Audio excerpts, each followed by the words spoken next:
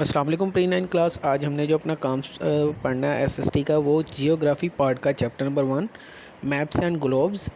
Geography बच्चे हमने 7 class में भी पढ़ा था। दो वर्ड से मिलकर बना है जियो एंड ग्राफी। जियो का मतलब होता है ज़मीन और ग्राफी का मतलब होता है उसके बारे में मालूमात हासिल करना, तालीम हासिल करना, पढ़ना। जियोग्राफी में बच्चे हम ज़मीन के बारे में मालूमात लेते हैं, उसके बारे में पढ़ते हैं। तो मैप्स एंड ग्लोब्स, मैप और ग्लोब भी ज़मीन के बारे में ही इंफॉर्मेशन होती है। मैप्स और ग्लोब्स में फ़र्क क्या है? मैप्स बच्चे एक फ़्लैट पिक्चर होती है, फ्लैट पेपर के ऊपर ज़मीन का पूरी ज़मीन या उसका कुछ पार्ट जो है वो हम शो करते हैं। और ग्लोब जो होता है एक मॉडल होता है ज़मीन का, इसको हम 3D मॉडल ऑफ अर्थ भी कह सकते हैं। अब मैप्स और ग्लोब्स की हमें क्यों ज़रूरत पड़ती है? ज़मीन के ऊपर किसी भी चीज़ को लोकेशन वाइज समझने के लिए हमें मैप्स की ज़रूरत पड़ती है। मैप्स बनाने वाले को जो है वो हम कार्टोग्राफी कहते हैं, कार्टोग्राफर कहते हैं। और मैप्स बनाने के जो स्टडी होती है उसको हम कार्टोग्राफी कहते हैं। मैप्स बच्चे, अब मैप और ग्लोब में डिफरेंस क्या है? मैप्स जो होते हैं वो फ्लैट पेपर के ऊपर 2D पिक्चर होती है, यानी कि 2 डायमेंशनल पिक्चर होती है। यह फुल अर्थ की भी हो सकती है या अर्थ के किसी पार्ट की भी हो सकती है, इवन एक गली, एक मोहल्ले की, एक शहर की भी हो सकती है मैप। और ग्लोब जो है वो सिर्फ़ और सिर्फ अर्थ का मॉडल होता है। ग्लोब किसी छोटे हिस्से का, एक छोटे पार्ट का नहीं हो सकता। नेक्स्ट आता है बच्चे हमारे पास रीडिंग चार्ट्स एंड डायग्राम के। चार्ट्स और डायग्राम को हम किस तरह से पढ़ सकते हैं, उसमें मौजूद मालूमात हम किस तरह से हासिल कर सकते हैं। तो जैसे बच्चे आप ये देख सकते हैं, आपके पिक्चर के ऊपर राइट साइड पे एक चार्ट दिया गया है। इसके ऊपर दो तरह का डाटा होता है। एक जो होता है एक्स एक्सिस पे होता है जो कि हॉरिजॉन्टली होता है, और एक वर्टिकली होता है जो कि वाई एक्सिस पे मौजूद होता है। हमारी इस पिक्चर में बच्चे नीचे जो है वो हमें मंथ्स दिए गए हैं और लेफ़्ट साइड पे हमें नंबर्स दिए गए हैं। अब ये चार्ट हमें बताता है कि ये मंथ के लिहाज से जो है वो वेव बताई गई हैं। 2 टाइप का डाटा 1 और डाटा 2। अब इसमें डाटा 1 जो है वो डाटा 2 की निस्बत जो है वो किस तरह से चेंज हो रहा है, हम इस ग्राफ में यही चीज़ रीड कर सकते हैं। ग्राफ के अंदर बच्चे दो तरह के एक्सिस होते हैं। एक एक्स एक्सिस होता है जो कि हॉरिजॉन्टली होता है, और एक वाई एक्सिस होता है जो कि वर्टिकली होता है। वाई एक्सिस और एक्स एक्सिस दोनों दो तरह के होते हैं, माइनस और प्लस।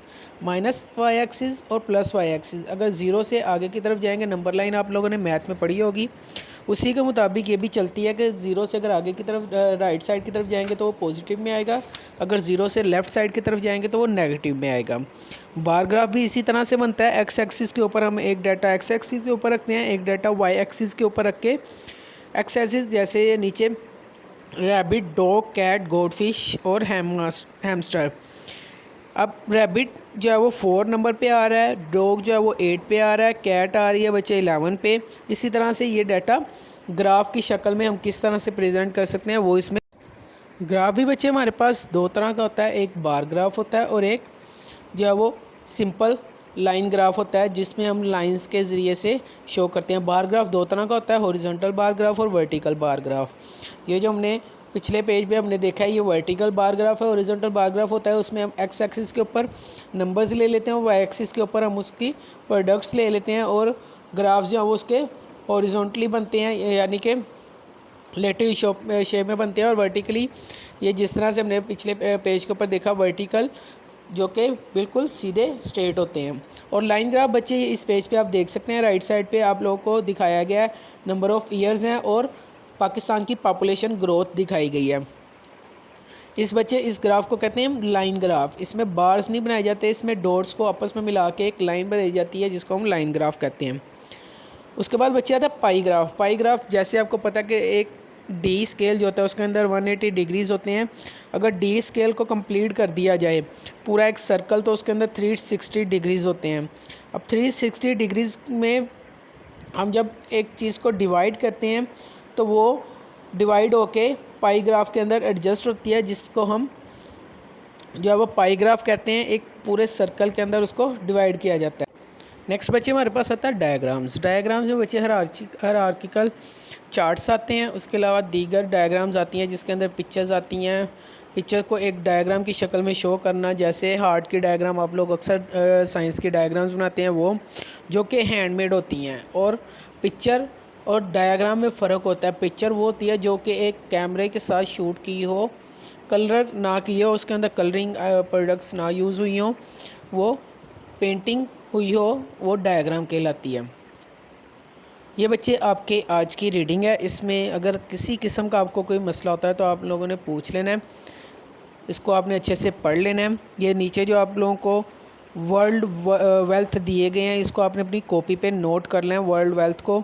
इसमें सबसे पहले आता है मैप। मैप कहते हैं 2 dimensional representation of an area. उसके बाद आता है globe and model of earth. Dot distribution map. Dot distribution map किसको कहते हैं? Type of map that uses a dot or similar symbol to represent a feature. Cartogram approach. Cartogram approach, cartogram का मैंने आपको अभी बताया था बच्चों, कार्टोग्राफर जो होता है वो मैप बनाने वाले को कहते हैं। तो कार्टोग्राम क्या होता है? Where dots are equal placed in predefined unit used on outline by a border. एक बॉर्डर के ज़रिए जो हम आउटलाइन ड्रा करते हैं पॉइंट्स को मिलाने के लिए, उसको हम कार्टोग्राम अप्रोच कहते हैं। कोरोप्लेथ मैप।